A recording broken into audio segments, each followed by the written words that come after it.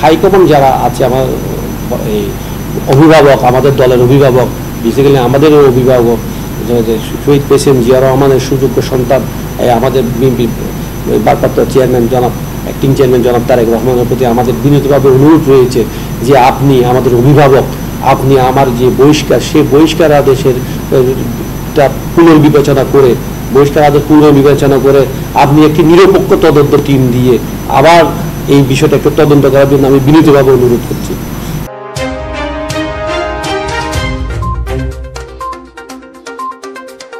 অপরূপ TV online আপনাকে সাক্ষাৎকার দিচ্ছি, এটাই আমার জন্ম ঠিকানা। আমাদের ভাই বোন কিন্তু এখানে, আমাদের পূর্বপুরুষেরা আফগানিস্তান থেকে এসেছে বাংলাদেশে।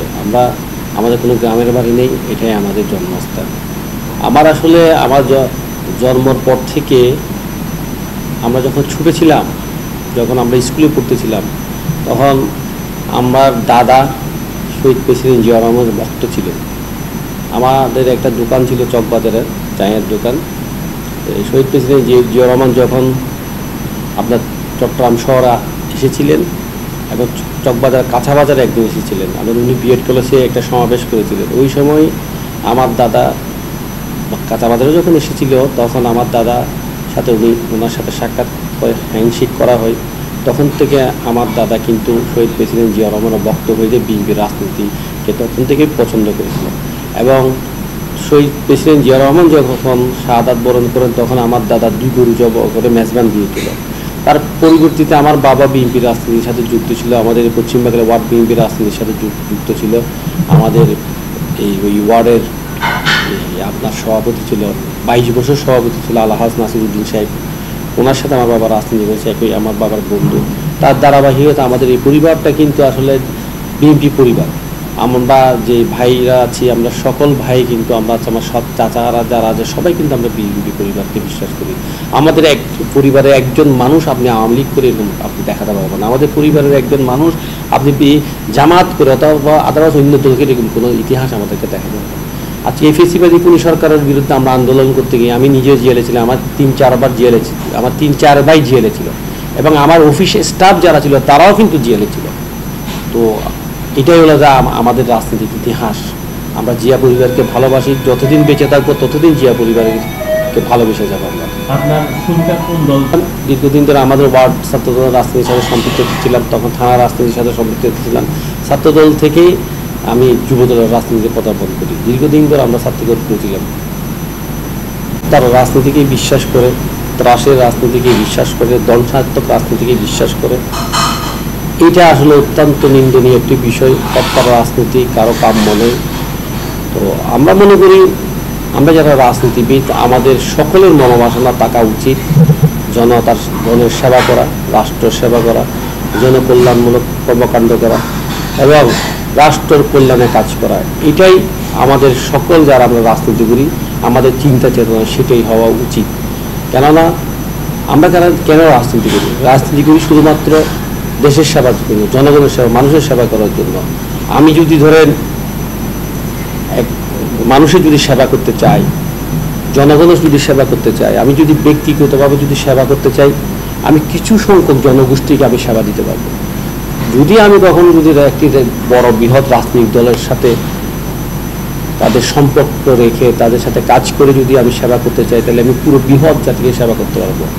সেই কারণে প্রত্যেকটা রাজনৈতিক দলের মনোবাসনা সেটাই হওয়া উচিত। তবে হত্যার রাজনীতি কোনো অবস্থাতে কাম্য নয়। আমরা এটাকে নিন্দা জানাই। যারা হত্যার রাজনীতির সাথে যারা সংশ্লিষ্ট রয়েছে, তাদের উচিত এই ধরনের ঘৃণিত রাজনীতি থেকে তারা বেরিয়ে আসা উচিত। এবং বাংলাদেশ একটি গণতান্ত্রিক রাষ্ট্র। আজকে ধরেন আপনি হত্যার রাজনীতির কথা বলছেন, হত্যার রাজনীতি কারা শুরু করেছিল? স্বাধীনতার পরে আপনারা সকলে ভালোভাবে জানেন, আওয়ামী লীগ কিন্তু হত্যার রাজনীতিটা শুরু করেছিল প্রথমে। আপনি জানেন আপনার সিরাজ ডিস্ট্রিক্টের মতো মানুষ তখন আওয়ামী লীগ রক্ষী বাহিনী গঠন করে আপনার তাদের 36,000 নেতাকর্মীকে তারা হত্যা করেছিল। হত্যার রাজনীতি আওয়ামী লীগ বাংলাদেশে শুরু করেছিল, আপনারা জানেন। তো এটা আসলে অত্যন্ত নিন্দনীয়, অত্যন্ত দুঃখজনক।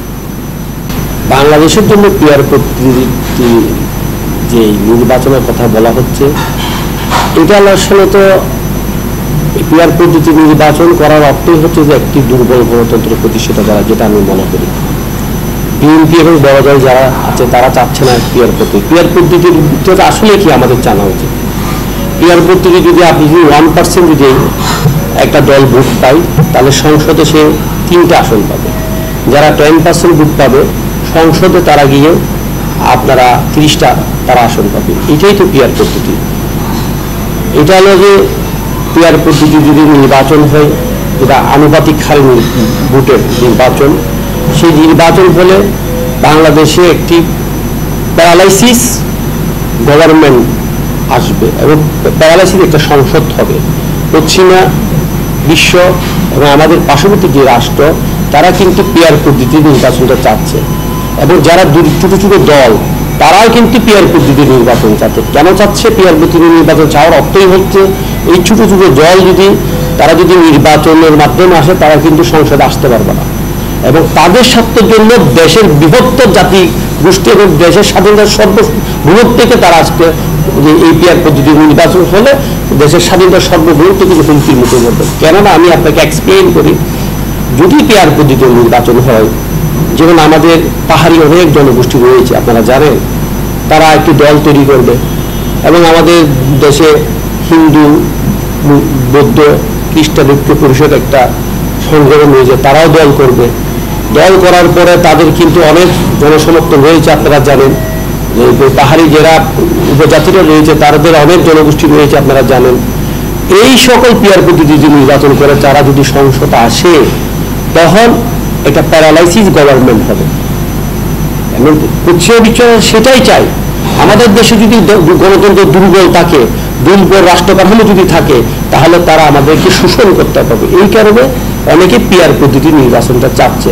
আরেকটা বিষয় হচ্ছে যে পিয়ার পদ্ধতি, যেমন আমি আমার এলাকার কথা বলি, আমার এলাকার যিনি সংসদ সদস্য নির্বাচন করবেন, উনি দীর্ঘদিন এই এলাকায় কাজ করে যাচ্ছেন, 20 বছর 30 বছর জনগণের সাথে তার সম্পৃক্ততা রয়েছে, এবং জনগণের পাশে সুখে দুঃখে উনি কাজ করছেন।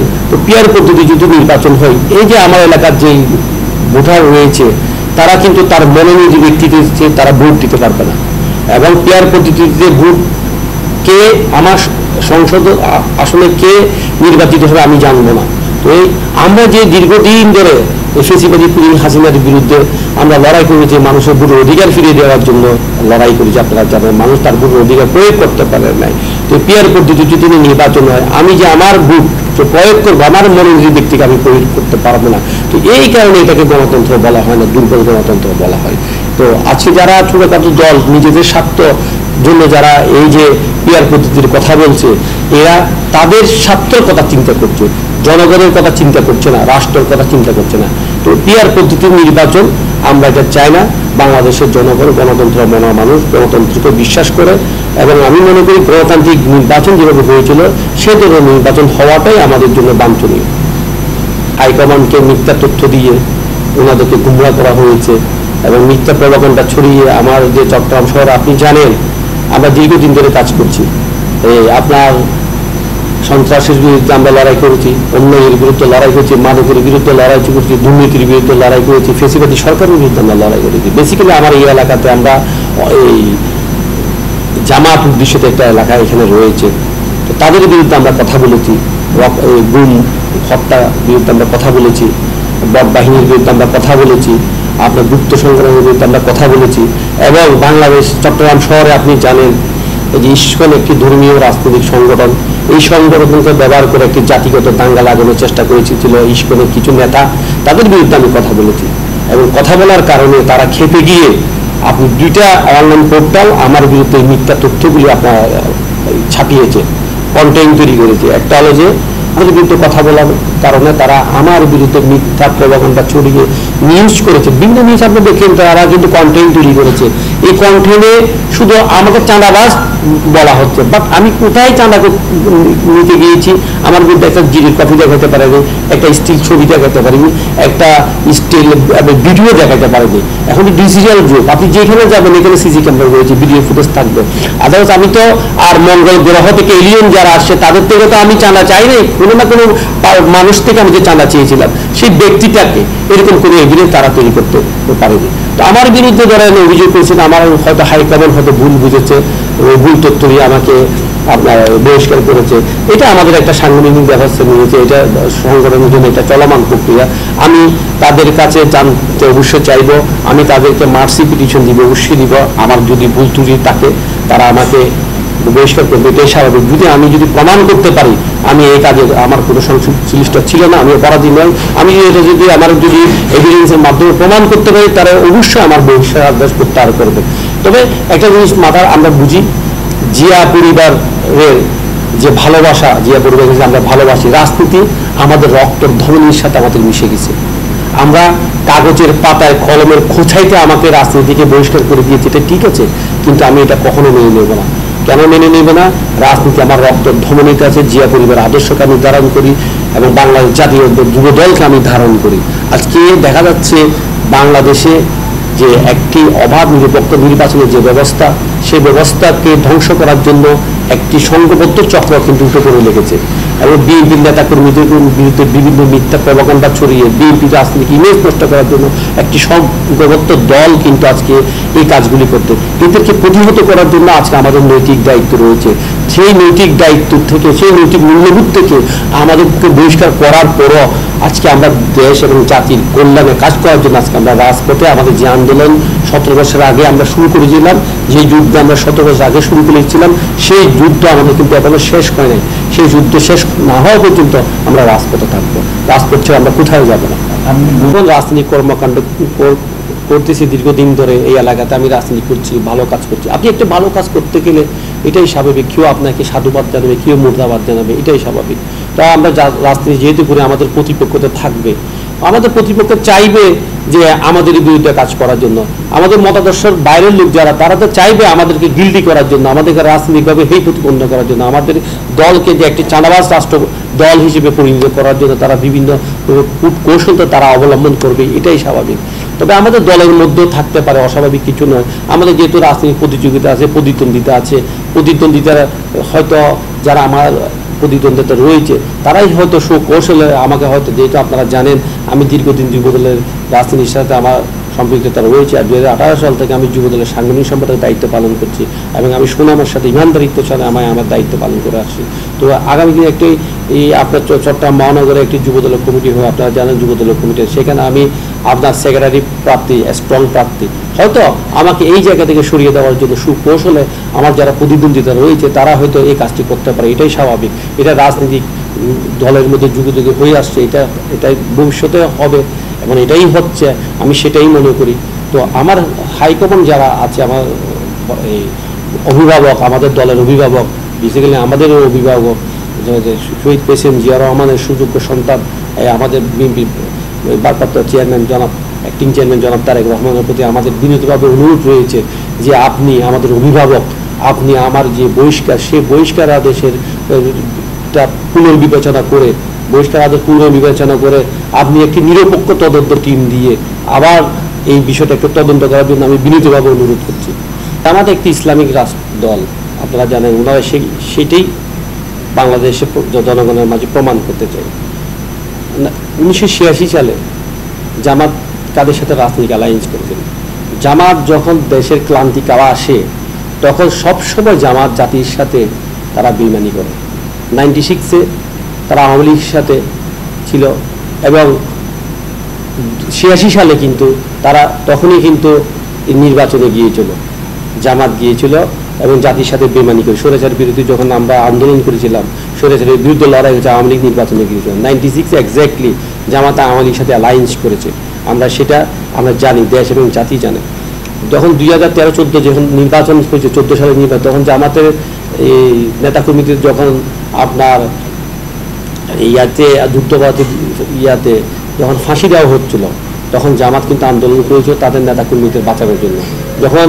তখন আমরা কিন্তু আন্দোলন করছিলাম মানুষের ভোটের অধিকার আদায়ের আন্দোলন, আমরা নির্বাচনকে প্রতিহত করার জন্য, যে একটি এটা অবৈধ নির্বাচন, বিনা ভোটে 151 জন আপনারা জানেন এমপি প্রার্থী হয়েছিল, সেটা প্রতিহত করার জন্য আমরা আন্দোলন করেছি।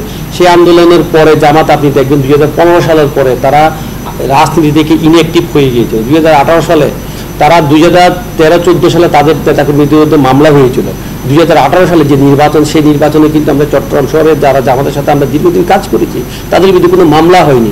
2021 সালে যখন মেয়র ইলেকশন হলো তখনও কিন্তু জামাতের বিরুদ্ধে মামলা হয়নি।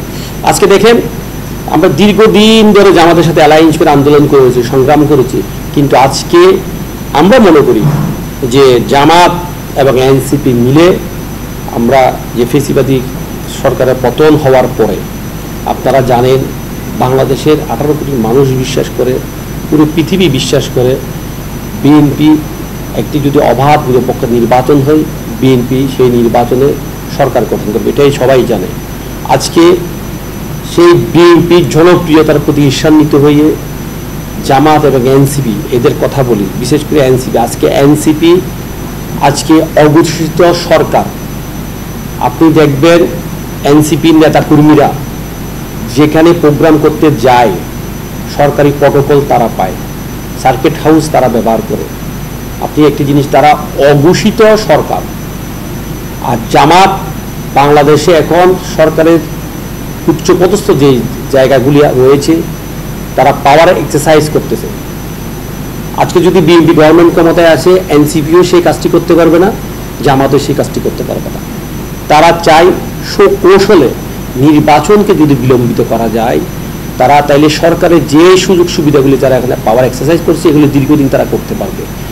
এবং নির্বাচন যদি বিলম্বিত হয় তাহলে তারা এই যে আমরা সোশ্যাল মিডিয়ার মাধ্যমে, অনলাইন পোর্টালের মাধ্যমে এবং ইলেকট্রনিক মিডিয়ার মাধ্যমে, প্রিন্ট মিডিয়ার মাধ্যমে বিএনপির নেতাকর্মীদের বিরুদ্ধে মিথ্যা প্রোপাগান্ডা ছড়িয়ে, মিথ্যা তথ্য দিয়ে বিএনপির নেতাকর্মীকে চাঁদাবাজ বানানো, বিএনপিকে একটি চাঁদাবাজ দল পরিণত করে বিএনপির জনপ্রিয়তা হ্রাস করার মাধ্যমে তারা বিএনপিকে ধ্বংস করার যে নীল নকশা তারা এটিই বাস্তবায়ন করছেন।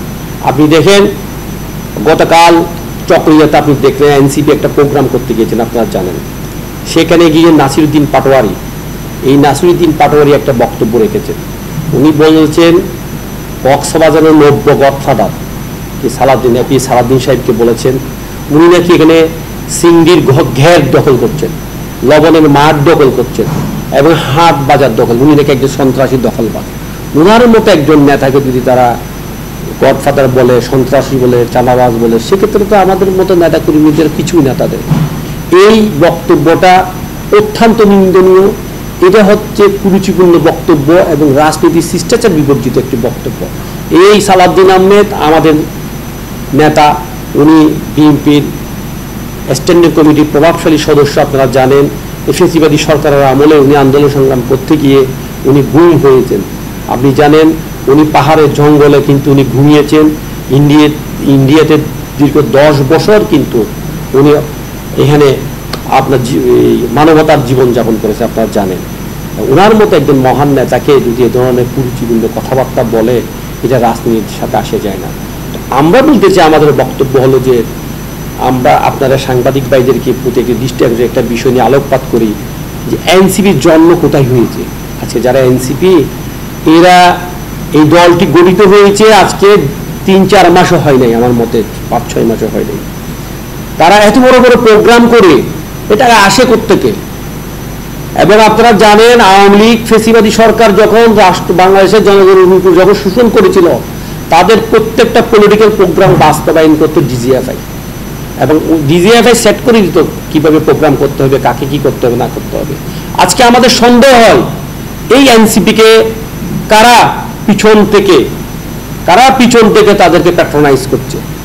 এবং এই এনসিপি প্রোগ্রামগুলিতে আপনি দেখবেন এদের জন্ম হয়েছে কিন্তু ছাত্রলীগের পেট থেকে এদের জন্ম হয়েছে। এনসিপি ঢাকা সাবজিস এবং হাসপাতালে কিন্তু ছাত্রলীগ করত। আজকে আমি পটিয়ার মধ্যে একটা ঘটনা এক্সাম্পল দিই। পটিয়া থানাতে একটি অনাকাঙ্ক্ষিত ঘটনা ঘটেছে। আপনি পটিয়ার ওসি বিষয় নিয়ে আপনি জানেন। আমি এক সময় সংক্ষিপ্ত করে ডিটেলস এক্সপ্লেইন করছি না। ওইখানে তারা একটা ব্লকেট প্রোগ্রাম দিয়েছে। এই ব্লকেট প্রোগ্রামে এতগুলি মানুষ করতে আসছে। তারা ছাত্রলীগের পেট থেকে তারা জন্ম হয়েছে, আবার এখন এনসিপির পেটে ছাত্রলীগ যুবলীগ ঢুকেছে। এদের প্রত্যেকটা প্রোগ্রামে ছাত্রলীগ যুবলীগ এখানে তাদের প্রোগ্রামে অ্যাটেন্ড করে, এবং এই ছাত্রলীগ যুবলীগ এদের পেটে ঢুকে আজকে দেশকে একটি অস্থিতিশীল রাষ্ট্র পরিণত করবার জন্য তারা চেষ্টা করছে, নির্বাচন বানচাল করার জন্য চেষ্টা করছে এবং দেশে একটি দাঙ্গা সংঘাত বাঁচানোর জন্য একটা চেষ্টা করছে। তো আমরা এখান থেকে আপনাদের মাধ্যমে এটা তীব্র নিন্দা প্রতিবাদ জানাচ্ছি এবং নাসিরউদ্দিন পাটোয়ারি অবশ্যই তাকে এই বক্তব্যের জন্য তাকে জনগণের কাছে ক্ষমা চাইতে হবে, কারণ এই ধরনের বক্তব্য রাজনীতির জন্য আসন্ন সংকেত।